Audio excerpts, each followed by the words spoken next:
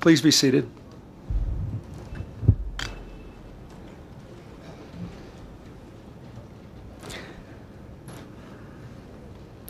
Your Majesties, Prime Minister and Mrs. Rabin, distinguished guests, today we gather to bear witness to history. As this century draws to a close, a new era of peace opens before us in ancient lands as brave men choose reconciliation over conflict. Today our faith is renewed. As we write a new chapter in the march of hope over despair on these grounds and at this historic table, we remember the courage of Anwar Sadat and Menachem Begin and the leadership of President Carter at Camp David 15 years ago.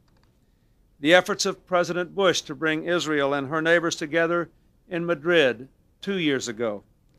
And that shining September day last year when Prime Minister Rabin and Chairman Arafat declared that their two peoples would fight no more. Today, in that same spirit, King Hussein and Prime Minister Rabin will sign the Washington Declaration.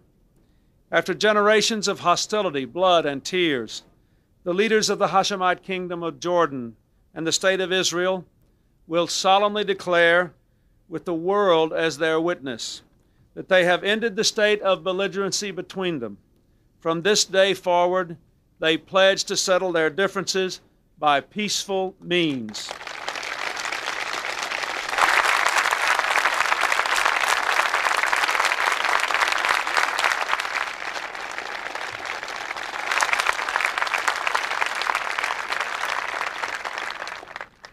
Both countries will refrain from actions that may adversely affect the security of the other, and will thwart all those who would use terrorism to threaten either side. The Washington Declaration is the product of much hard work. Less than a year ago, Crown Prince Hassan of Jordan and Foreign Minister Peres of Israel met here publicly for the first time. Together, with the wise counsel and persistent energy of the Secretary of State, Warren Christopher, Israel and Jordan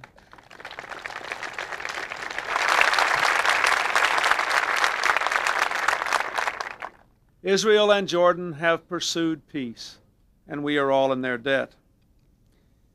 It takes but a minute or two to cross the River Jordan, but for as long as most of us can remember, the distance has seemed immense. The awful power of ancient arguments and the raw wounds of recent wars have left generations of Israelis, Jordanians, and Palestinians unable to imagine, much less build, a life of peace and security. Today, King Hussein and Prime Minister Rabin give their people a new currency of hope and the chance to prosper in a region of peace. Under the Washington Declaration, Jordan and Israel have agreed to continue vigorous negotiations to produce a treaty of peace based on Security Council Resolutions 242 and 338. King Hussein and Prime Minister Rabin will meet as often as necessary to shepherd and personally direct those negotiations. Their objective is a just, lasting, and comprehensive peace between Israel and all its neighbors, a peace in which each acknowledges and respects the territorial integrity and political independence of all others, and their right to live in peace within secure and recognized boundaries. In the meantime, Jordan and Israel have decided to take immediate steps to normalize relations and resolve disputes in areas of common concern.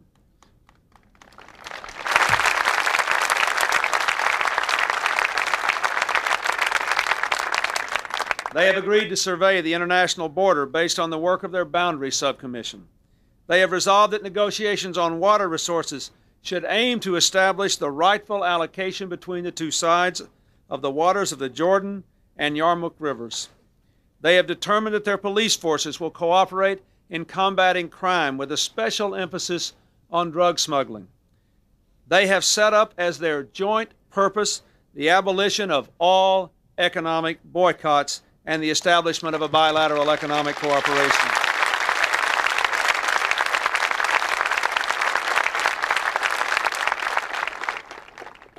And, as of today, Jordan and Israel have agreed to take the first practical steps to draw their people together and to let the peoples of the world share in the wonders of their lands.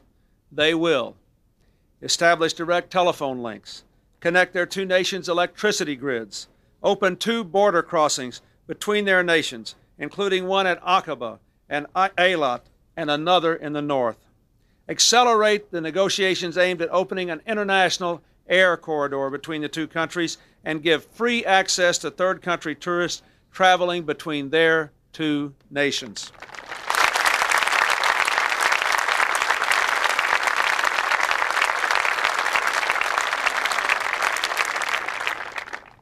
These are the building blocks of a modern peace in ancient holy lands.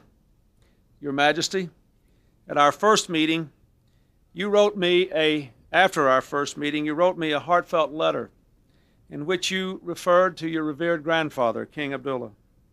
You told me that his untimely assassination at the entrance to Jerusalem's Al-Aqsa Mosque had come at a time when he was intent on making peace with Israel. Had he completed his mission, you said to me, your region would have been spared 4 decades of war. Today, 43 years later, Abdullah's grandson has fulfilled his legacy.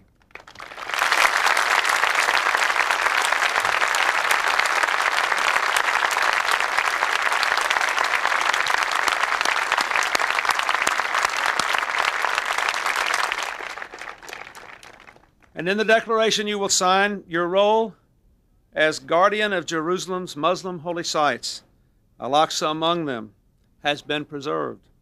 And Israel has agreed to accord a high priority to Jordan's historic role regarding these holy sites in final status negotiations.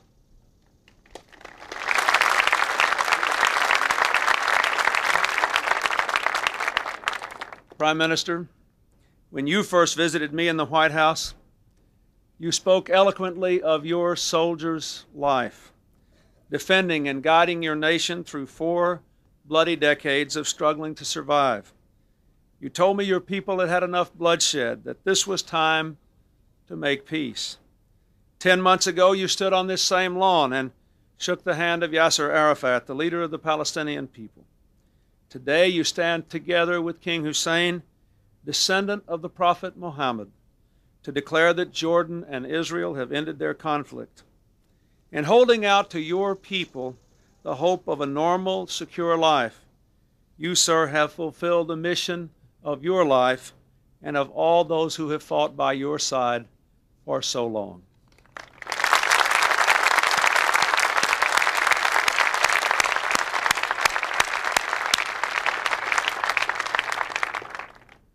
Now, as we go forward, we must guard against illusions. Dark forces of hatred and violence still stalk your lands. We must not let them succeed. King Hussein, Prime Minister Rabin, as you and your people embark on this journey of peace, we know the road will not be easy. Just as we have supported you in coming this far, the United States will walk the final miles with you.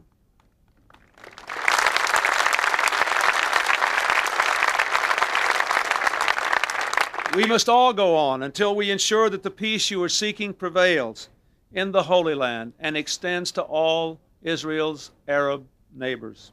Our common objective of a comprehensive peace must be achieved. Now, as we witness the signing of this declaration and applaud the bravery of these men, let us remember that peace is much more than a pledge to abide by words on a page. It is a bold attempt to write a new history. Guided by the blessings of God, let us now go forward and give life to this declaration.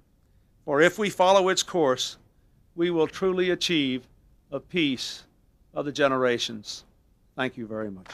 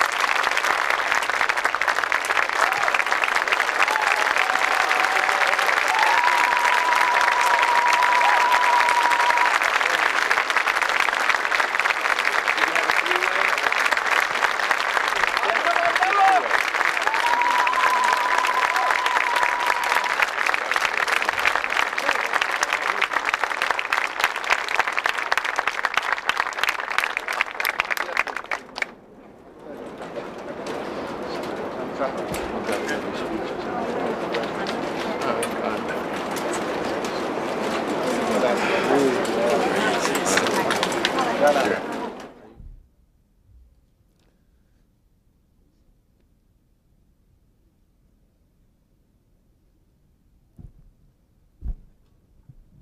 Clinton,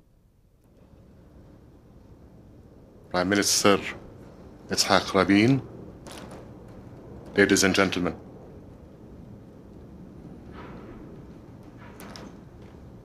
And so it is that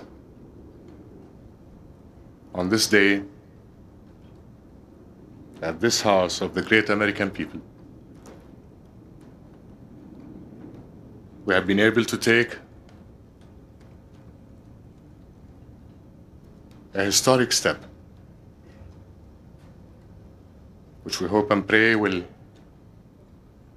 be to the benefit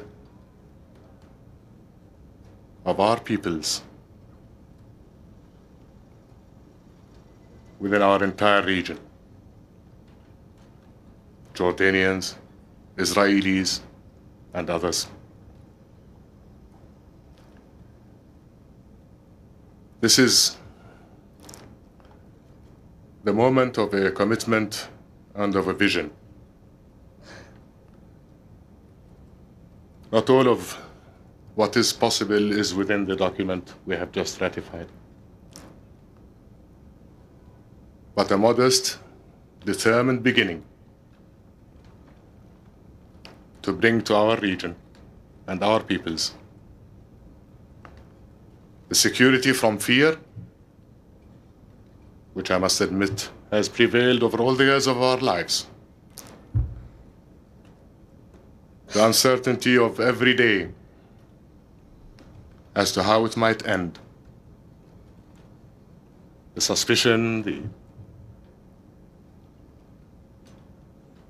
bitterness, the lack of human contact. We are on our way now, truly,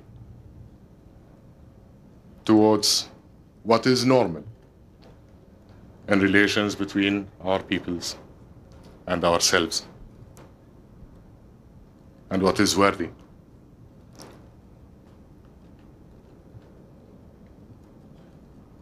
We will meet as often as we are able to and is required, with pleasure, to shepherd this process on in the times ahead. At this moment, I would like to share with you all the pride I have in my people, the people of Jordan, in their maturity, in their courage, and in what I have been blessed with, their trust and confidence, and I believe the commitment of their overwhelming majority to the cause of peace.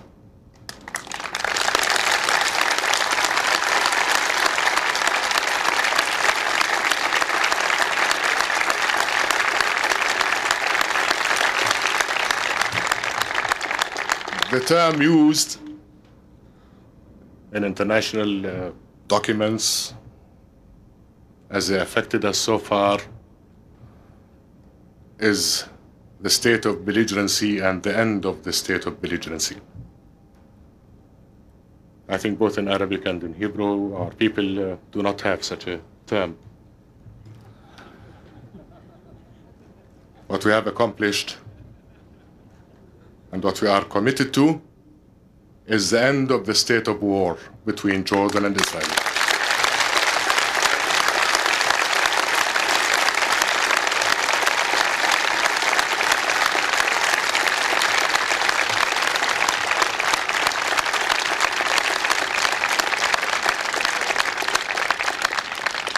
Thank you so very much indeed, Mr. President, for all your kindness. Thank you, Prime Minister. Thank you, all our dear friends. A warm thanks to the American people, our partners in the past, in the present, and in the future.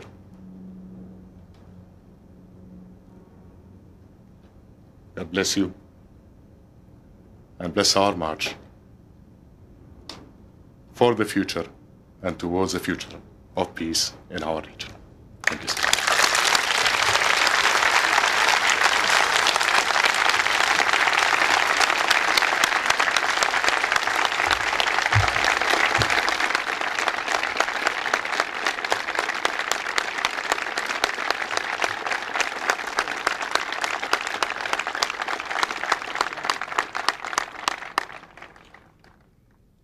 The President of the United States, His Majesty King Hussein of Kingdom of Jordan, friends, ladies and gentlemen, I'll start by the Hebrew word Shalom.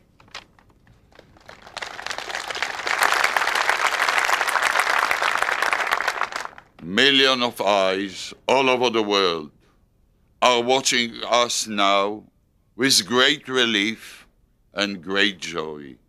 Yet, another nightmare of war may be over.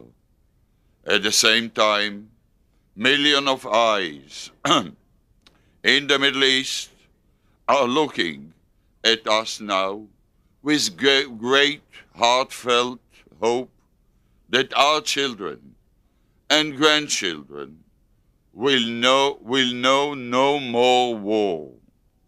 Ladies and gentlemen, today we submit to our respective people a wonderful present. The declaration we have signed just now here in Washington is the closest thing to a treaty of peace. We have gone here a long way towards a full treaty of peace, and even though our work has not yet ended, it is my hope and belief that not long from today we shall return to signing a final and a permanent treaty of peace.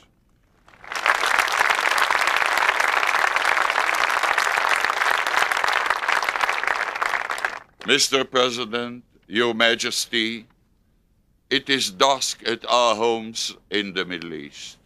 Soon, darkness will prevail, but the citizens of Israel and Jordan will see a great light. We have today taken a major step on the road to peace. We and Jordan have chosen to speak to each other rather than to continue the state of war.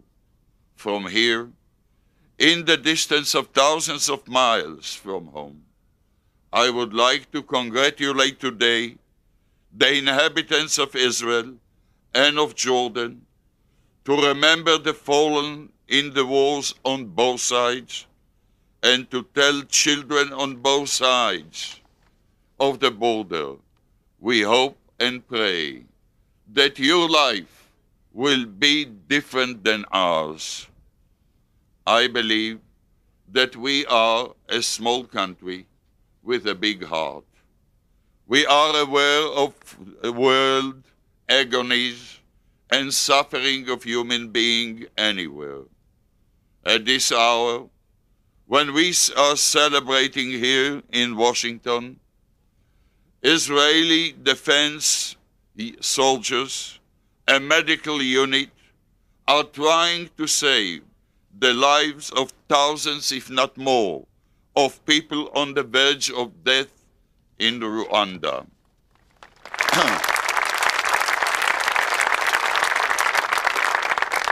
But at the very same time, Israeli soldiers, a rescue team in Buenos Aires, on the invitation of the Argentinian government, are endeavoring to rescue the lives or bodies of those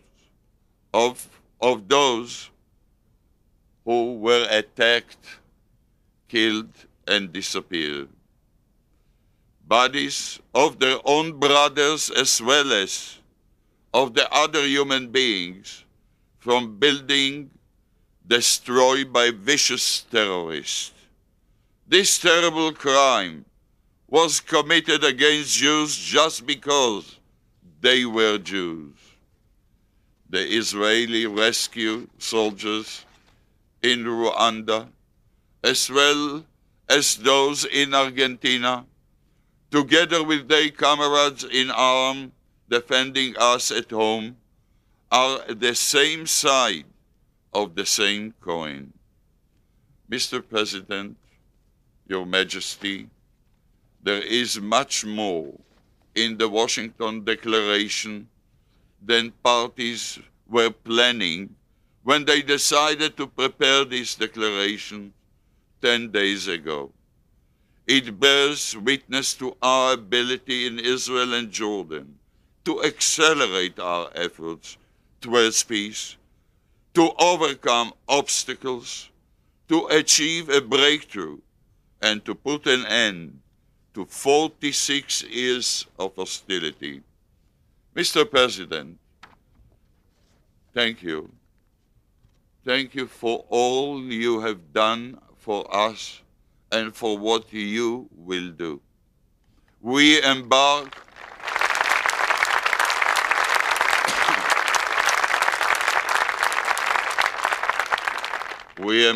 on a road which must still be completed. And I am appealing to the United States, the leader of peace efforts in the Middle East, to assist those countries, those peoples who demonstrate courage and who take risks for peace, because it is a worthwhile goal. The political achievement presented today to the public here in Washington are part of a whole agenda that must still be clarified in serious deliberations ahead of us, from the difficult subjects of boundaries and water to trade and economic relations, on which peace in our region will be based, and of course security and diplomatic relations. Our duty, starting today, is to turn the articles written on the paper into a living reality. This fine job could not have been completed without your leadership and determination in the Middle East peacemaking. You have already established your place in our history in honorable place, and thank you. Our heartfelt gratitude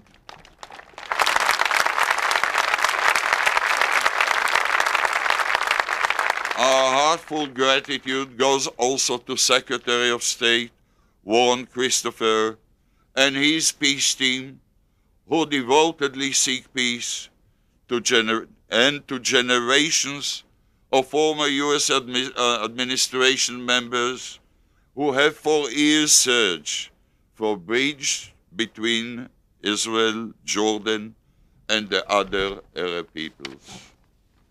Your Excellency, the President of the United States, Your Majesty, the King of Jordan, let me say a few words in Hebrew to the citizens of Israel who are watching us now.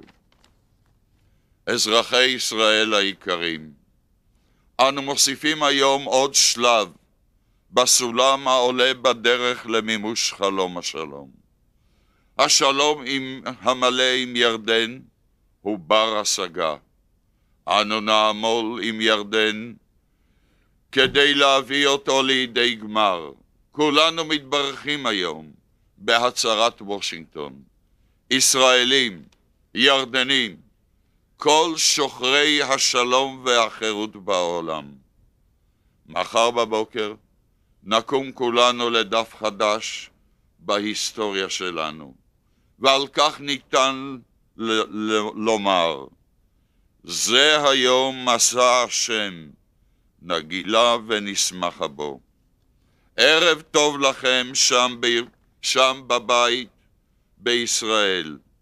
מחר אנו תקווה כי הכל יכול להיות אחרת. דרישת שלום לכם, מן מעשה השלום. Thank you very much.